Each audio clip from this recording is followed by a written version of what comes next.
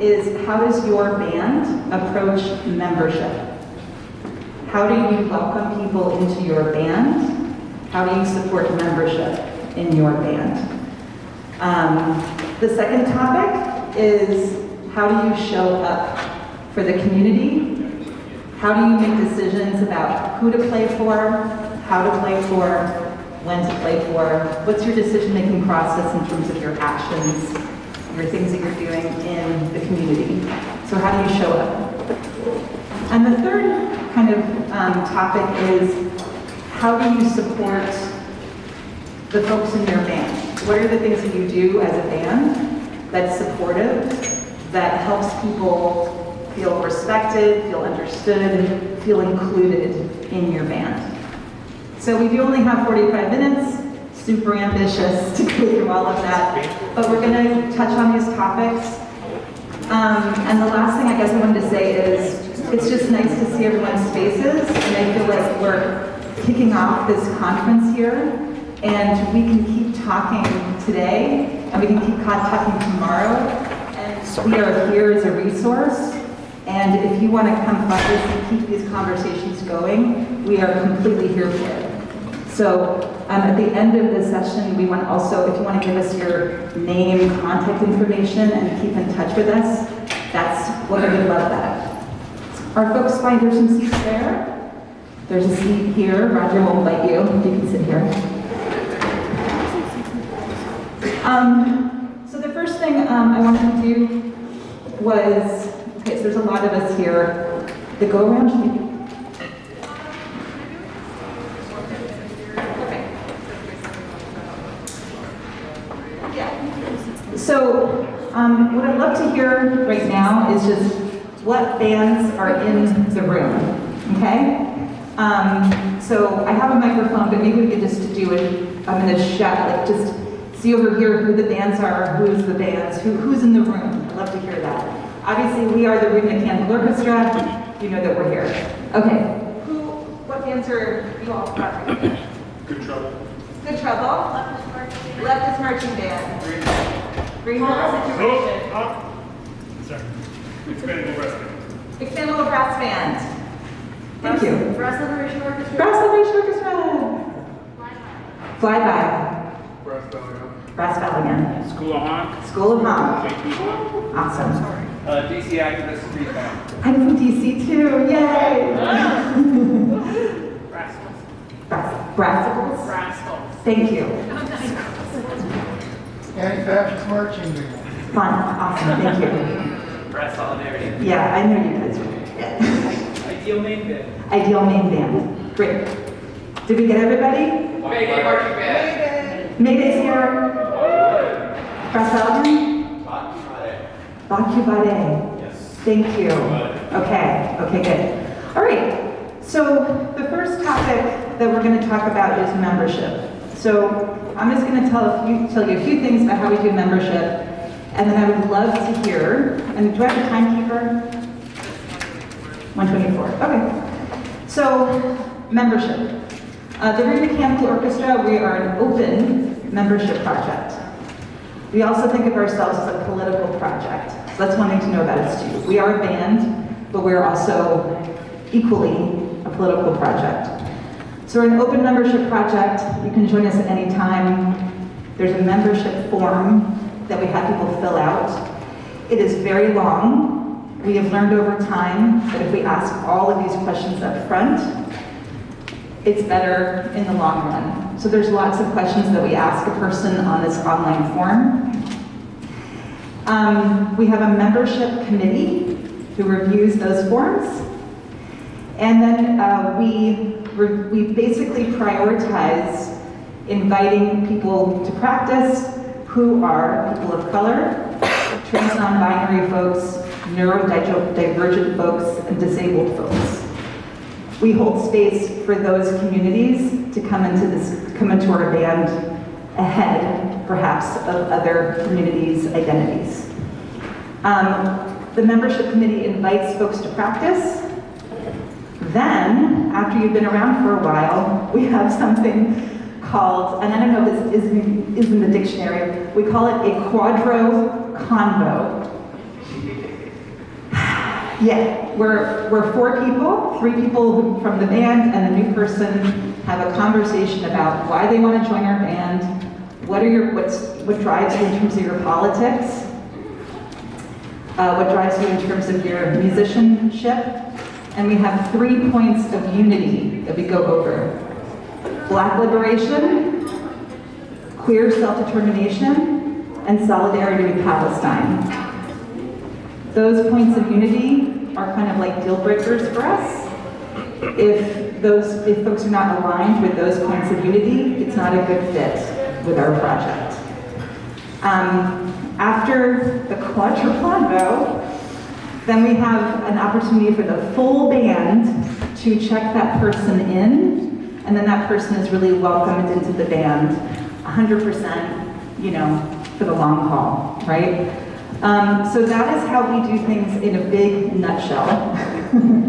I would love to hear if someone else would like to share a few points about how they...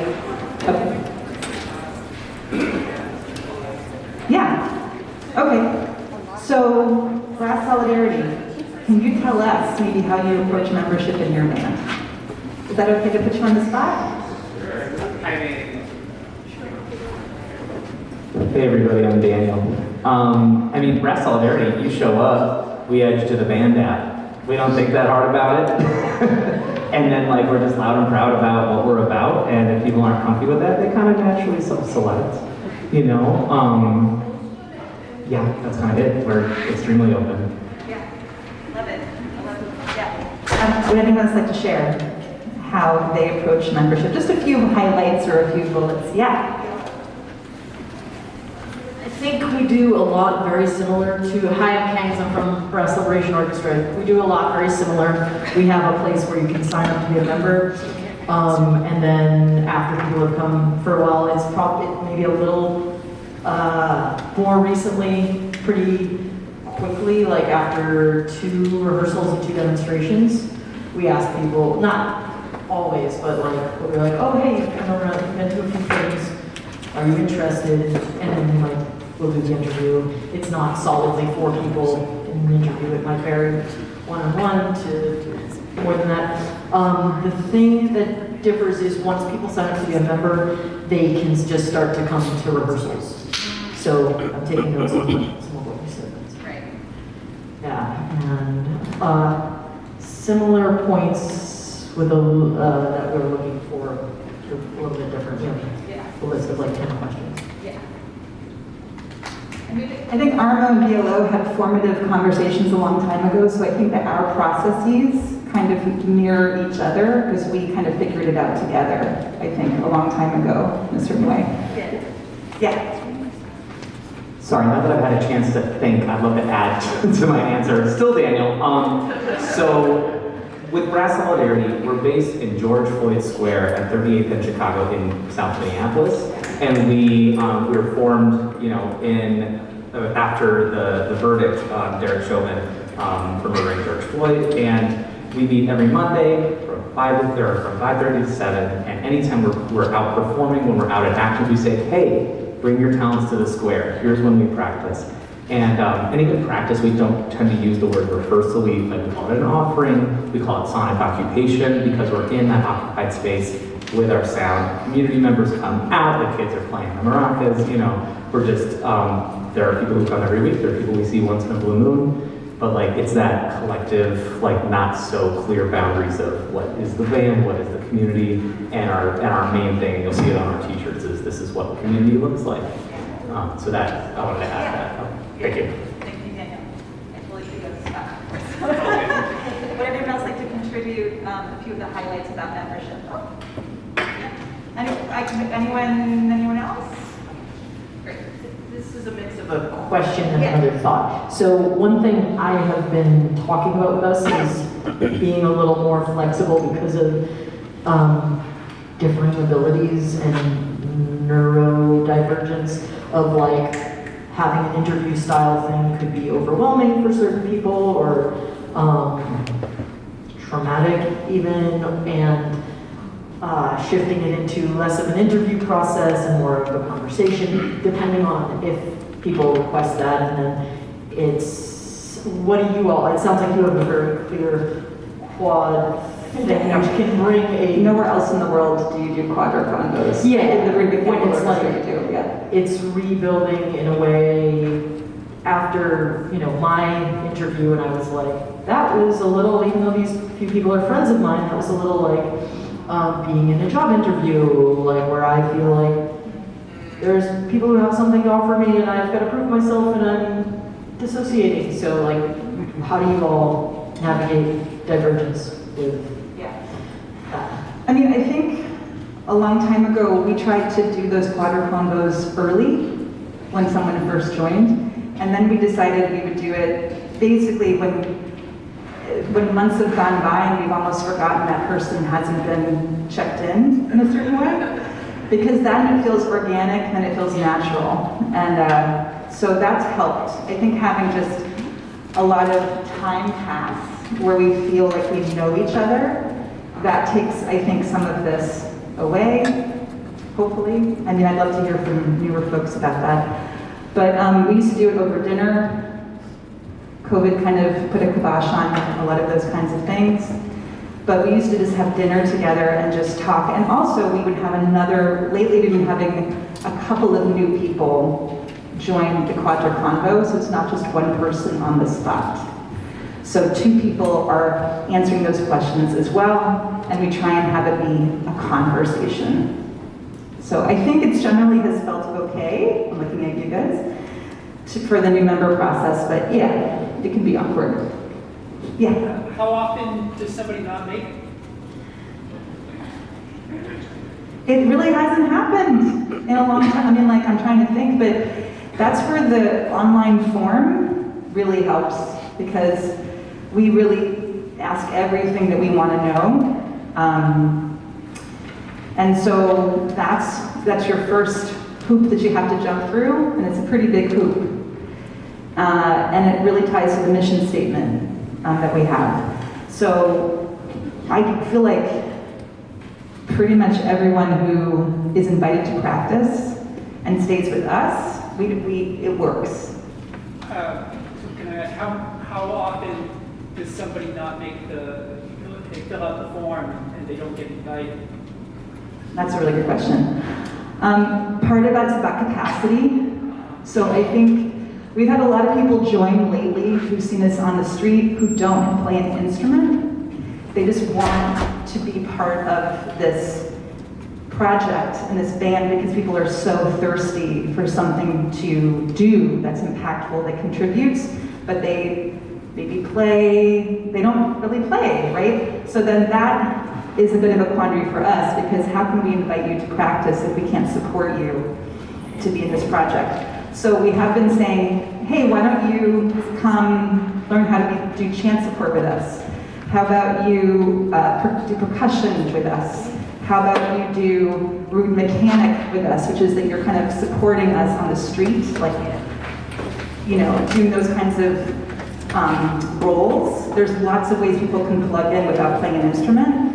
But we are slowly developing a trombone kind of teaching because we have so many people who want to join and we need trombones right now. And so we're like, let's get everyone playing trombone. Come on. So we have about 3 or 4 people who are learning to play trombone in RMO right now.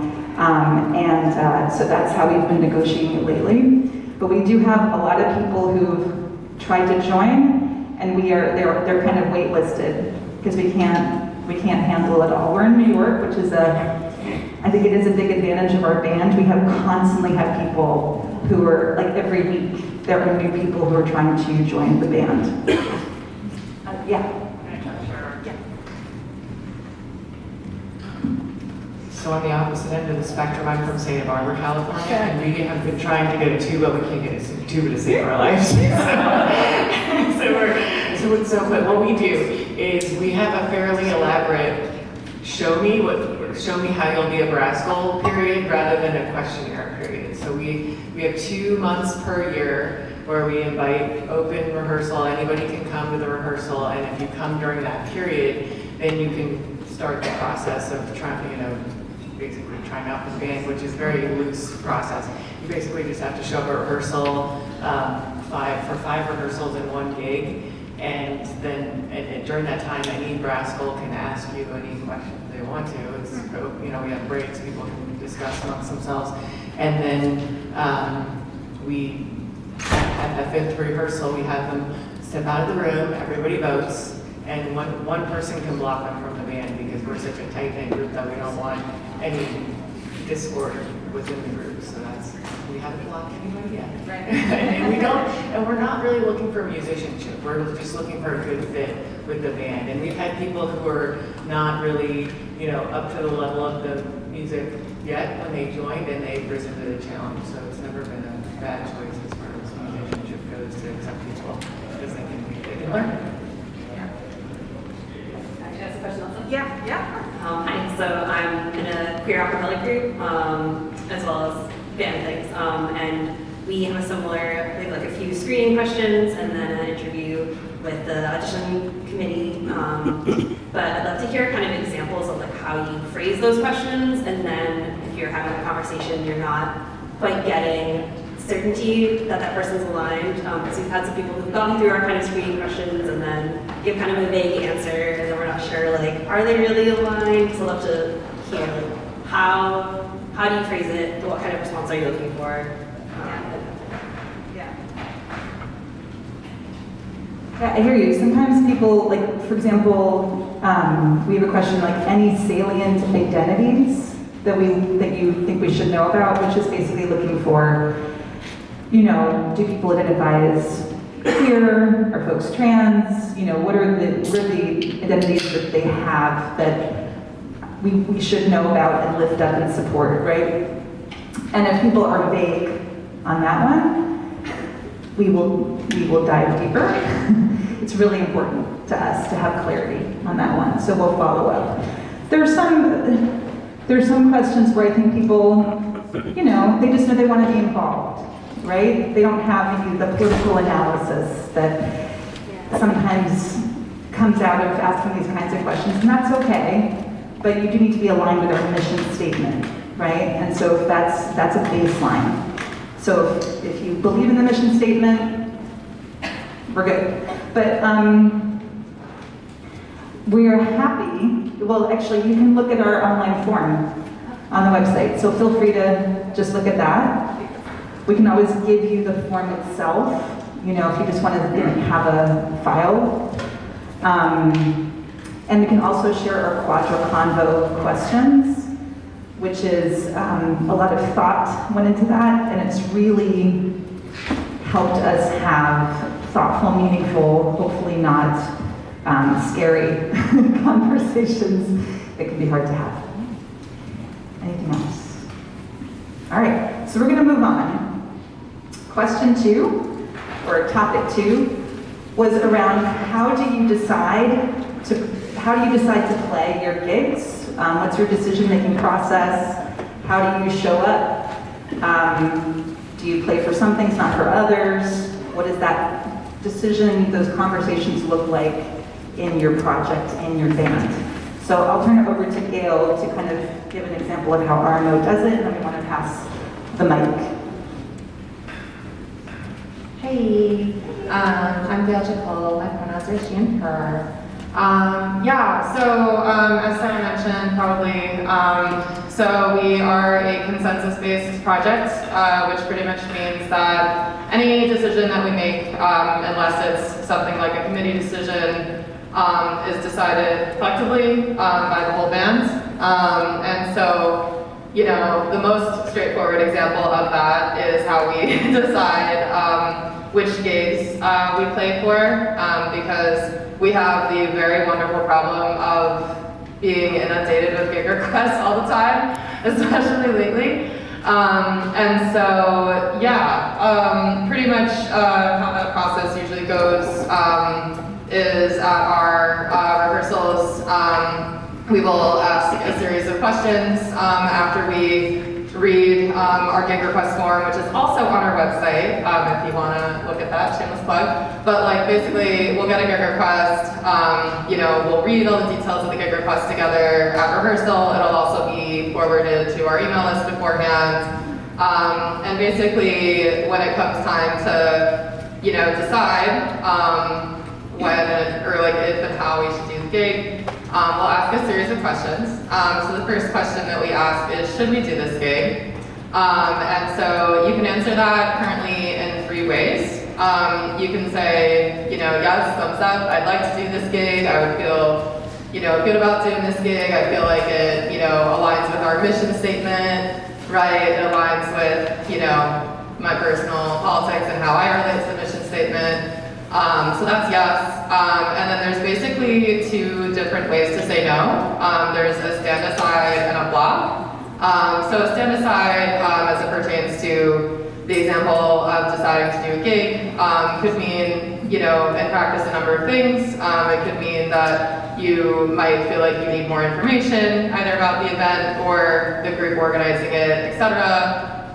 It could also mean that, you might, show up, but it might not be, your favorite group in the world for whatever reason, or anything like that. But basically in practice, set-asides mean that, you have reservations for whatever reason, but you wouldn't want to, prevent the band from moving forward if some other folks in the band want to move forward with it, which is in contrast to a block, which is usually signaled by us, with a thumbs down.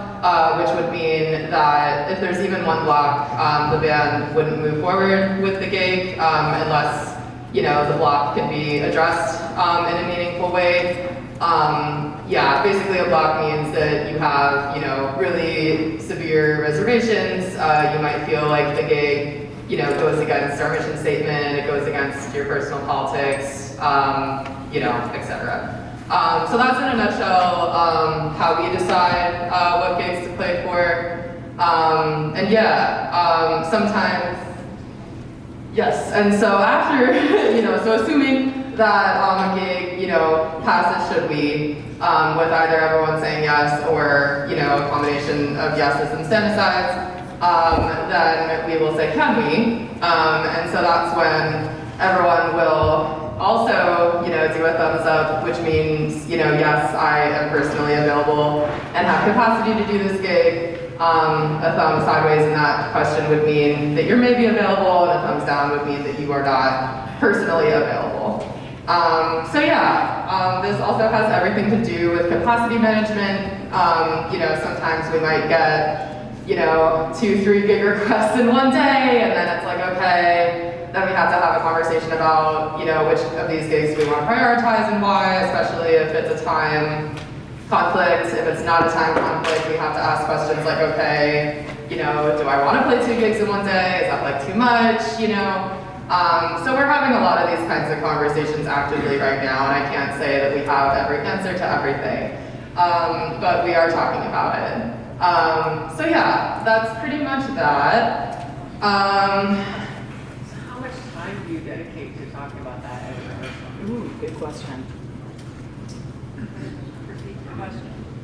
How much time do they dedicate to talking about that? Totally. So we rehearse every Tuesday, and in theory, our meeting every Tuesday is 30 minutes. In practice, it's not always only 30 minutes. Sometimes it runs over. But we also have what are called bi-monthly meetings, which are 2-hour meetings that we have every other month, so 6 times a year. And so those are opportunities for us to dive deeper into, these kinds of topics, and which gigs we want to play with which groups and why is often a topic in some way of those bi-monthly meetings. And we were going to get into this later, but I'll also say that we started having what we call band health meetings recently, which are happening also every other month, but not the same months as the bi-monthly. It's a little confusing. We're still working on the naming. But basically those are like 4 hours long and usually in person. And, we usually try to make it like nice and cozy, like with a potluck, it's usually at someone's house. And so those, I feel like, are where we talk about like even deeper, fundamental topics than we might talk about in a you know, than the other kind of meeting, because those are like 2 hours virtually. So yeah, we try to have like multiple modalities of meetings, like so that folks can, you know, plug into those conversations however they can. I hope that answers the question.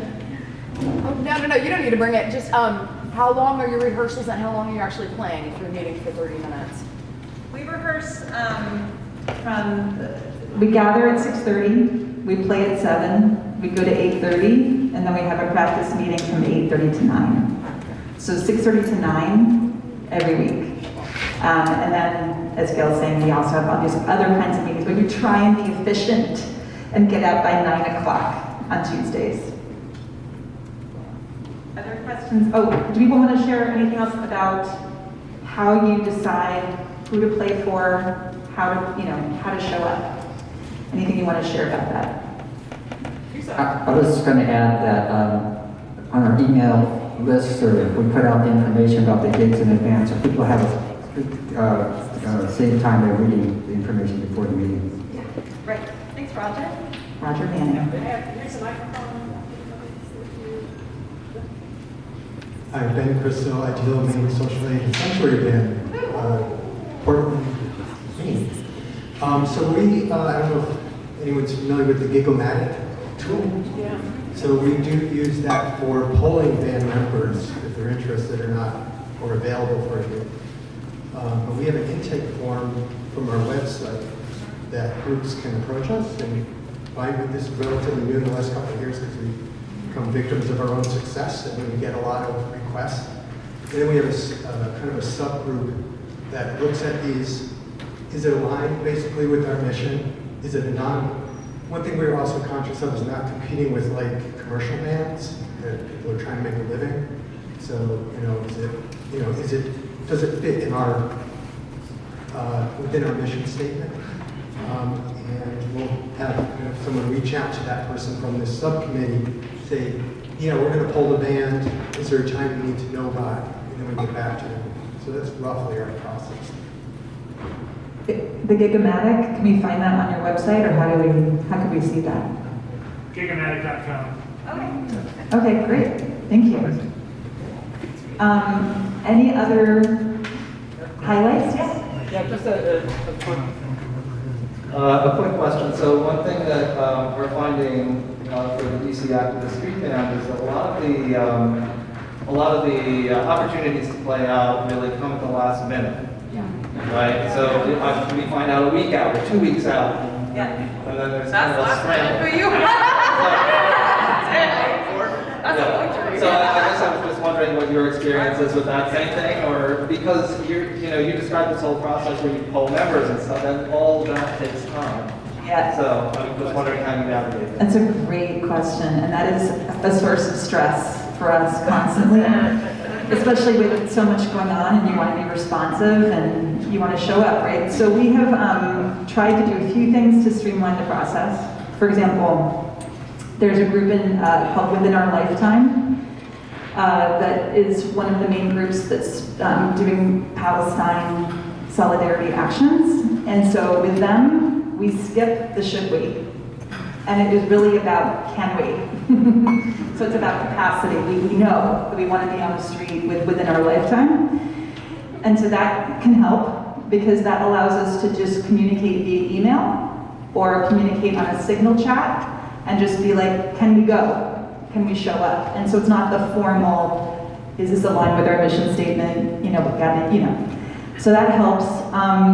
We also, when something happens very quickly, and there's a gig request that's like maybe it's for 2 days from now, we send it to our email listserv. We have a listserv where we communicate. We also have a signal chat, and we also have our gig page. Those are our three main sources. But the listserv, the gig will be posted, and someone will have to volunteer within 24 hours to captain that gig. That's what we call it. We captain. And we have co-captains for every gig that we do. We always do things as twos. So if people are not able to captain, we can't do it. So, that's a complete capacity question. Can anyone steer this ship? And if we can't, we say, we're so sorry, please ask us again in the future. I hope that helps in answer to it. Could I deep dive on one? Yeah. And so how many captains do you have? How many potential captains do you have in your group? So everyone in the band is expected to be a captain at some point. Everyone facilitates. We facilitate our practice on an alphabetical basis. So everybody facilitates our practices, just, you know, maybe it's your week, maybe a week, you know. So, and then for each action we do, we try and have people volunteer as co-captains, and they're responsible for putting it all together. Thank you. And how many members are there? Currently I'd say we have 30 folks who are pretty active, but we have hundreds of people who are kind of like out there who maybe show up once in a while. But there's a core group, I'd say, of about 50 to 20, and like 30 people who are regularly coming to practice and actions. Is the captain song leaders too, or the leaders are also set or organic? Leaders? Like song leaders? It's a shared, so the question's about like who's a song leader? Yeah, like captain, you also have, does captain also become a song leader, or they assign song leaders? So we have roles, and people volunteer to fill those roles. So we have people who, we need a conductor for this song. Who can be the conductor? We need a song caller for this action. Who could be the song caller? We have these roles, chant leader, and everyone's expected to be able to volunteer for those roles. But you know, the old timers are more comfortable. We try and build skills with our newer folks, but everybody should be able to contribute to everything, is our general modus operandi. Yeah. Hey, so I'm with Rascals as well, and I used to be with the RMO. Miss you guys. Yeah, that's me. Hey, Sarah. Good to see you. Oh my God. We'll talk later. So Rascals is a little different, but in terms of the gig requests, and especially thinking about those 2-day out or like scrambling, and just because the gigs, they all kind of go through me, I'm the main contact, and then it stresses me out to do those sort of last minute things. So what's really helped me is to think about the year in sort of 3-month blocks, and to just book out as far in advance as possible. And then when we get this sort of more tight timeline requests, I let people know, hey, we'd really love to do it, and I'll try and make it work, but we need like at least 2 or 3 months advance notice, because the organization is just really challenging. And so we've built relationships with community events that happen annually, and so because of that, we know kind of what's coming up, and it's always kind of easy to know, okay, so we're having this season, it's going to entail these gigs, and then it's so much more relaxing to do it as far in advance as possible. And then they typically come to us, or if I know that it's going to happen, then I'll reach out in advance so that we can lock it in as soon as possible. So that's really helped our quality of life quite a lot, to be as advanced as possible. But then on the flip side, if there's sort of an action going on, like a school board meeting, and maybe music program is going to be cut or something, we'll just try and make it happen, and knowing that it'll be a smaller group. So folks who have sort of spontaneous availability, that's going to be maybe even just like 4 or 5 of us, but we'll show up to support. And so it's a little bit different. It's not like the full band experience, but that's kind of how we roll. Thanks, Maria. Thank you. Just one thing I wanted to say too about what we've done kind of since COVID is that we've split often into percussion only and the full band. And that has helped us be, I think, a lot more responsive more quickly, because also a lot of these really intense actions right now, maybe not the best thing to bring our full repertoire. It's not about us. It's about how can we support the moment, and sometimes what you need is a drum beat, and that's kind of all you need, because you want to lift up the voices, right, of the people who are demonstrating. So that really was what we kind of moved on. That's kind of where we moved in the Black Lives Matter kind of phase with George Floyd's murder. That's what we've been doing a lot with our Palestine solidarity. We've been moving into percussion only types of actions, and that has let us be a lot more like responsive, because we can get there as a drum corps a lot faster than as a full band. So the good news is you got like 5 more minutes than you thought you had. And I've got 2 questions out here. Shall I just keep going? The Anti-Fascist Marching Band's been doing this since 1982, and we did it with no structure at all until about February, and all of a sudden the shit hit the fan. At which point, we ripped off everything Boston does. We got Gigamatic, we got Chartatron, and we translated the Boston area brigade of activist musicians into the Seattle League of Activist Musicians. And Seattle's big enough to have a lot of different bands, Chaotic Noise, AGAB, the Labor Council started a band which warms my heart. We got the Seattle Labor Chorus. We had pretty good long-term contacts with all those people. And through SLAM, the Seattle League of Activist Musicians, we find that we're kind of distributing these things that we can't do as a band. You know, sometimes we run over and provide the tuba or whatever. But, I love these guys in Boston who put this stuff together. It's been so helpful. Yeah. Thank you. Okay, there's one over here. Hi, I was just curious if you all are like what a proportion of the things you show up at are by request from organizers, or how much do you proactively like reach out to and work with organizers to like figure out how you all can support? Yeah. I'd say the majority of things we are asked to do.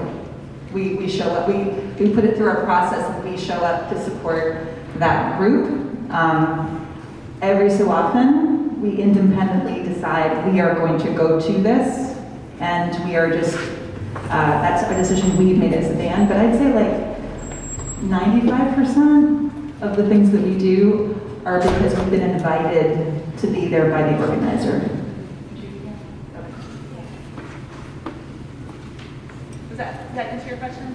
Not exactly. I mean, that's sort of a different question. I'm just sort of like, I'm not talking about like just showing up at something, but like how much is it like waiting for invitations to come in versus reaching out like early on, like you know that there's a group doing a lot of organizing about something, and you're like, hey, I have been at this action, I know you're doing this thing, I have this thing on, you know, what could be, is there a way for us to support what you're doing rather than just waiting for them to fill out the form? Was kind of my question.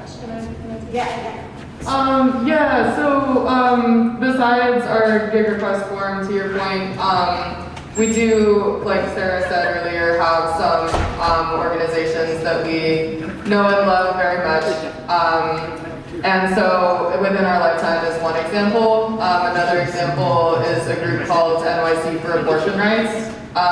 They used to, well they still do. Anyway, for a long time, we were going to their clinic defenses, basically like helping to drown out the fash who like to, you know, wake up really early on a Saturday morning and quote unquote pray outside of Planned Parenthood. And so, yeah, so basically in that process, we got to be like really, you know, close with them, and we said, okay, like every month that you do this, you know, we're gonna show up because we wanna have like an active relationship with you. Another example of such a relationship that we have right now is with a group called Demilitarized Brooklyn Navy Yard, because in occupied, you know, Manahattan, that big hooking area where we are, there are two companies, Easy Aerial and Cry Precision,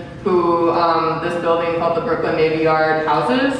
And basically both of those companies make tech for the IOF, for the NYPD, for ICE, yeah, exactly. And so, so we have also a very close relationship with them.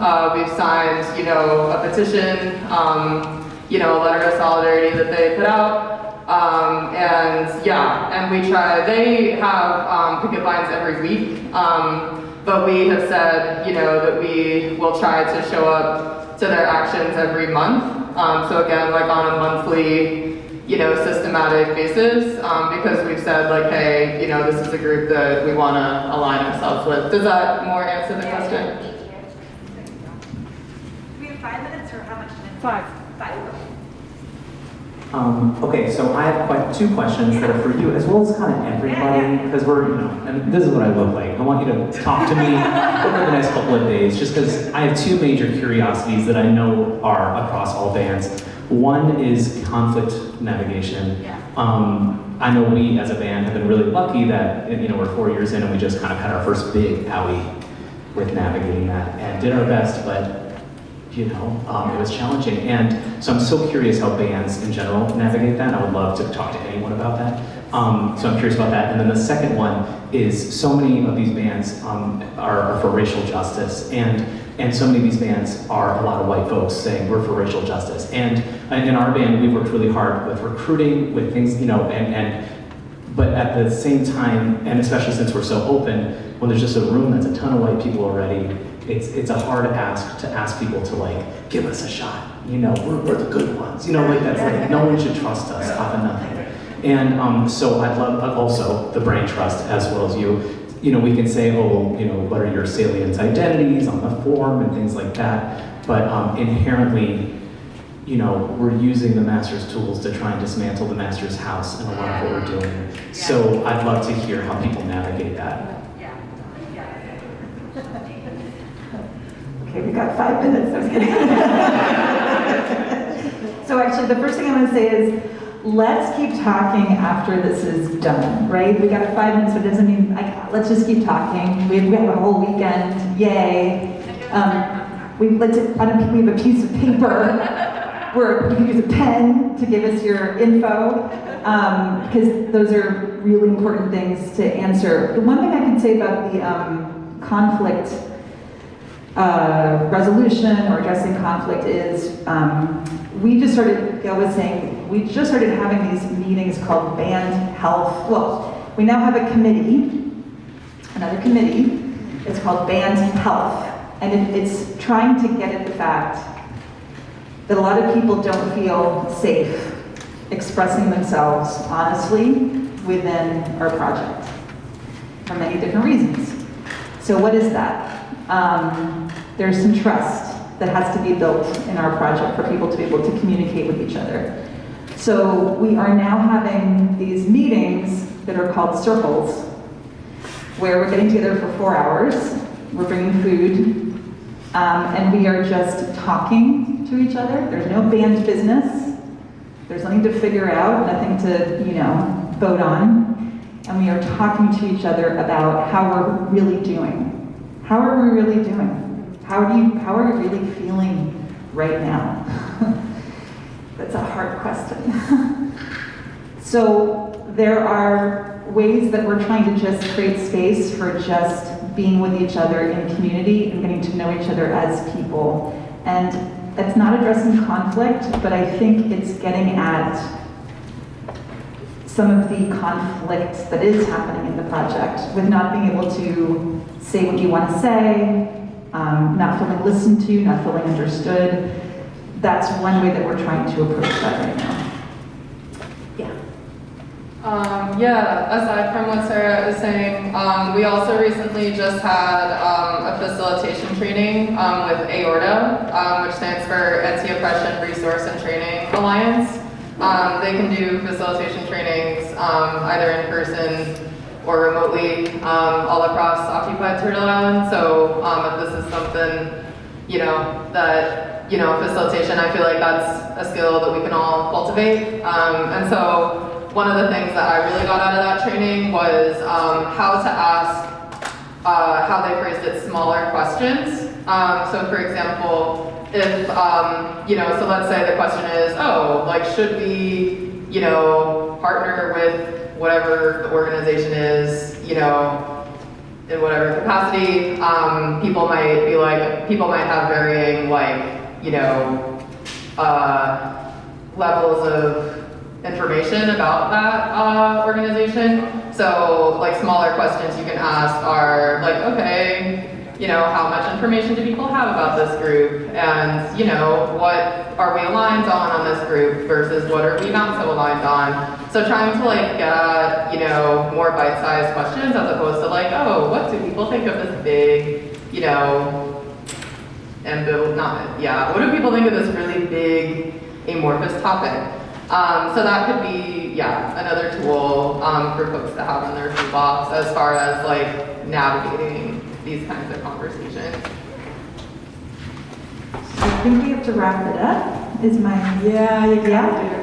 Okay, so we're gonna wrap it up, but again, we're so glad to be here. We wanna be a resource, and we also wanna learn from all of you. So please stay in touch with us and come find us and let's just talk. Thank you so much. Yeah, and if people want to stay in touch, we're hoping to make like either a signal chat or an email list or something. Yeah, I'm sorry. There's a paper, we might have more paper. But yeah, if people want to like give us their contacts, we can keep in touch. That would be really great. Thank you. So now we've got 5 minutes about break, and there's going to be creating a band action upstairs and down here. How to build a singing movement and get everybody singing and warning. You will be singing